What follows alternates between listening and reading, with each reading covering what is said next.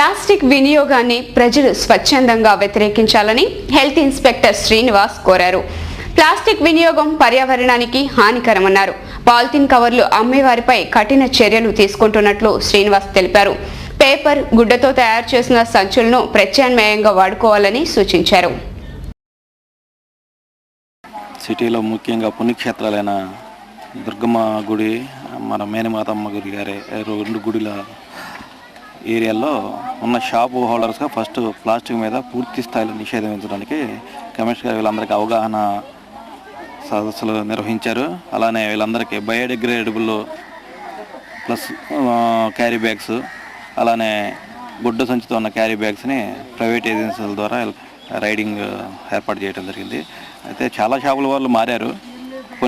కొన్ని షాపుల్లో మాత్రం తక్కువగా క్వాంటిటీలో క్యారీ బ్యాగ్స్ అనేది దొరకడం జరిగింది. వాళ్ళు కూడా పూర్వం తెచ్చిన క్యారీ బ్యాగ్స్ కొన్ని లెఫ్ట్ ఓవర్ మిగిలిందనేసి ఈ యొక్క ప్లాస్టిక్ క్యారీ బ్యాగులని నిషేధానికి మేము చర్యలు తీసుకుంటాం. దీని తర్వాత పుణ్యక్షేత్రాలు కాకుండా తర్వాత రైతు బజార్లు, vegetable markets, railway station, bus station, ఎక్కువగా పబ్లిక్ ప్రజలు భక్తులు ఎక్కువగా వచ్చే ఏరియాలు ఎక్కువ కాబట్టి ముందు వాటి దగ్గర మేము చర్య తీసుకొని అక్కడ నిషేధం ఇస్తే సిటీ మొత్తం మీద ఆటోమేటిక్గా ఎక్కువ శాతం జరుగుతుంది. తర్వాత స్టెప్ బై స్టెప్ ఒకటి మిగిలిన షాపులకు కూడా మేము రైడింగ్ చేస్తాం. 2వ DRM cup inter departmental shuttle badminton tournament నేటి నుండి ప్రారంభమైంది. Senior divisional electrical engineer Nagendra Prasad ఈ టోర్నీని లాంఛనంగా ప్రారంభించారు. 4 రోజుల పాటు టోర్నీ కొనసాగనుంది. రైల్వే స్టేషన్ సమీపంలోని రైల్వే ఇన్స్టిట్యూట్లో 2వ DRM inter departmental shuttle badminton tourney ప్రారంభమైంది. రైల్వేలోని వివిధ విభాగాలకు చెందిన టీముల మధ్య పోటీలు జరగనున్నాయి.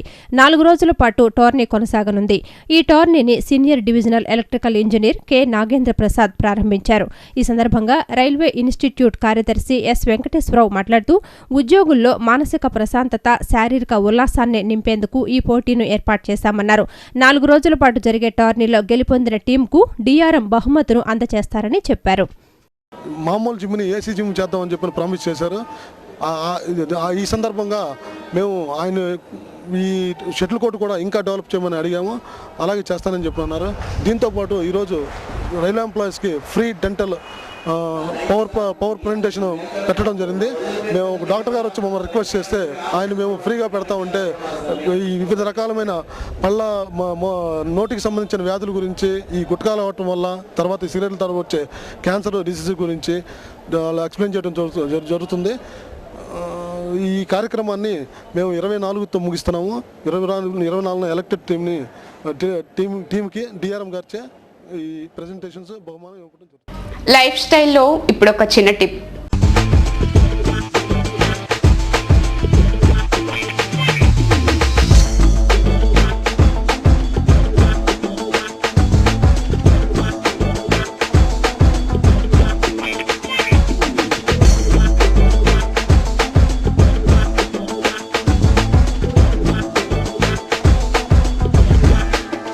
బీట్రూట్ రసం తాగితే శారీరక శక్తి మెండుగా ఉంటుందని తెలిసినా చాలామంది బీట్రూట్ని దగ్గరికి రానేరు. బహుశా ఎర్రగా కనిపించే దాని రంగు నచ్చకపోవటం వల్ల కావచ్చు. అయితే మిగతా వాళ్ల సంగతేమో కానీ గాయకులు, ఈతగాళ్లు, పర్వతారోహకులు మాత్రం బీట్రూట్ రసాన్ని తప్పక తాగాలి. శరీరంలో నైట్రిక్ ఆమ్లం స్థాయిని పెంచేందుకు బీట్రూట్ సాయపడుతుంది. దీనివల్ల కండరాలు బాగా పనిచేస్తాయి. ఆక్సిజన్ అవసరం అంతా ఎక్కువగా ఉండదు.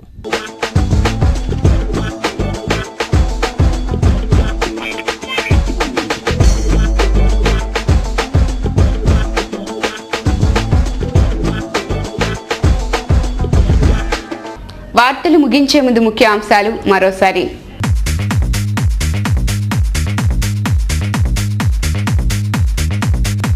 దుర్గమ్మ సన్నిధిలో 2వ రోజుకు చేరుకున్న కోటి కుంకుమార్చన. ఋత్వికులు మంత్రోచ్చారణలతో పులకించిన ఇంద్రకీలాద్రి.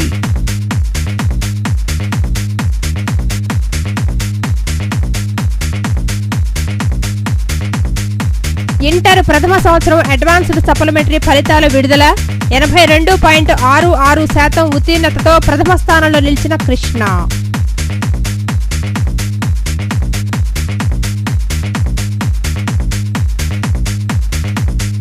దుర్గగుడి వద్ద ఫ్లైఓవర్ కోసం 25న టీడీపీ మహాధర్నా, హాజరు కానున్న పార్టీ అధినేత చంద్రబాబు జయప్రదం చేయాలని పార్టీ నేతల పిలుపు.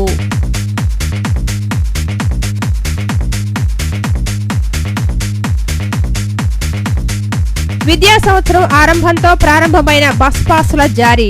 పండిట్ నెహ్రూ బస్ స్టేషన్లో విద్యార్థుల సందడి, పాసుల జారీ సజావుగా సాగుతోందన్న ఇన్ఛార్జి జేవీ రావు.